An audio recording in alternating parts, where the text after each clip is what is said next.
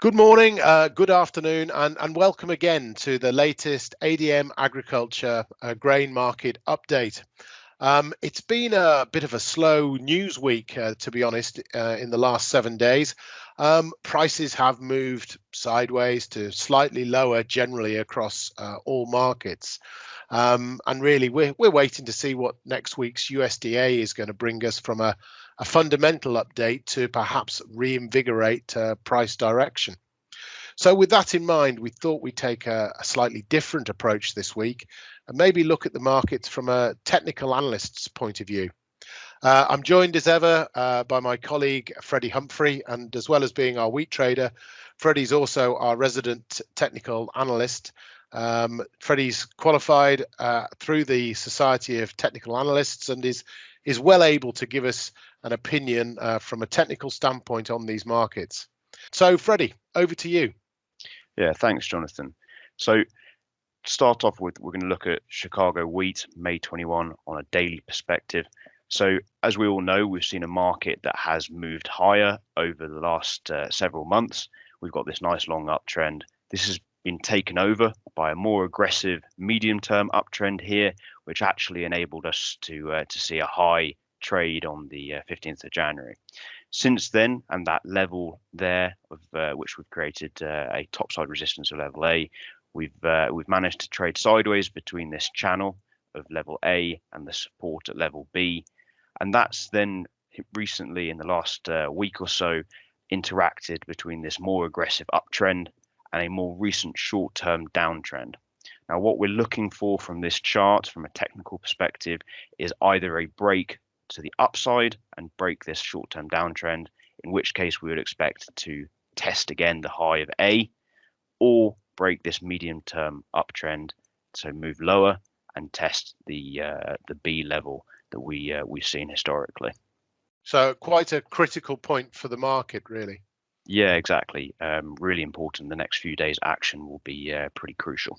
Okay, and what about a bit closer to home? What about the European markets? Say Matif wheat, for example.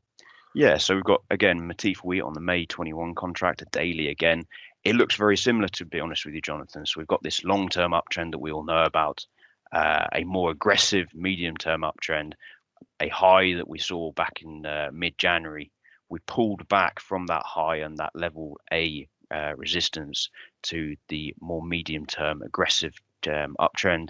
We then bounced off that again to test the high, and we failed recently. So the last week, unlike in Chicago, we've got a bit of a triangle here. So again, if we break and hold below this little triangle here, we would expect to see a pullback into medium term 2, and then the relationship between that and the two channels is really key to the sort of next period of time.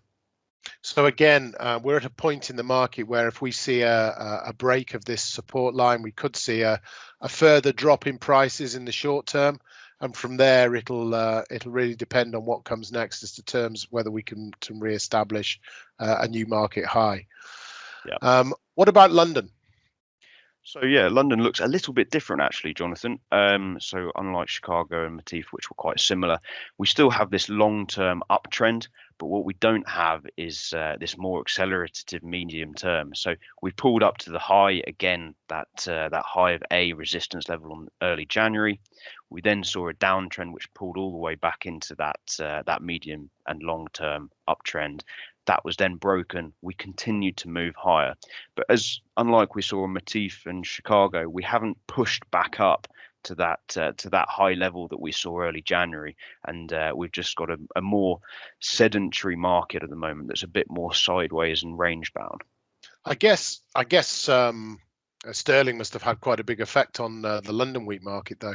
What does that chart look like if we compare it directly in euros? Exactly. So turn it into euros, and it's pretty much a carbon copy of what we saw on the Matif chart. So we've got this long upturn trend again, the more aggressive trend, this high that we saw back in early January, a bit more channel bound, and then this triangle that we see. So really, when you take into the euro account on London wheat, it's a carbon copy of Matif, if I'm honest with you, Jonathan. So quite a critical point for the markets from a technical point of view at the moment. Very much so. How would you sum things up then? So So I think in conclusion, we've all seen a long-term uptrend that's been well documented, and the market has given precedence to that. More recently, we've had a period of consolidation, and in some cases, markets moving lower. So it's really about how the market moving lower and the longer term projection of markets moving higher, how those interact and which one comes out to win. If we move lower again and break that long-term uptrend, then we go again lower. And if that long-term uptrend maintains its precedence, then we move higher. So we're at a pretty crucial period at the moment. Thanks, Jonathan. Okay, thank you, Freddie. Well, hopefully you found that an interesting update. It's as Freddie's pointed out there, from a technical standpoint, it's quite a key time for these markets and something that needs to be watched closely. As I mentioned at the top of the call, from a fundamental point of view, we've got the USDA next week, and we'll see how that guides us. But the background really is still one of a tight balance sheet, some supportive markets. We would encourage all of our viewers, if they want more information, to get in touch directly with their ADM farm trader. Alternatively, our contact details are at the end of this presentation. Thanks to everybody again. Thank you, Freddie. We'll look forward to hearing from you in the future. Cheers, Jonathan. Thanks all. Speak soon.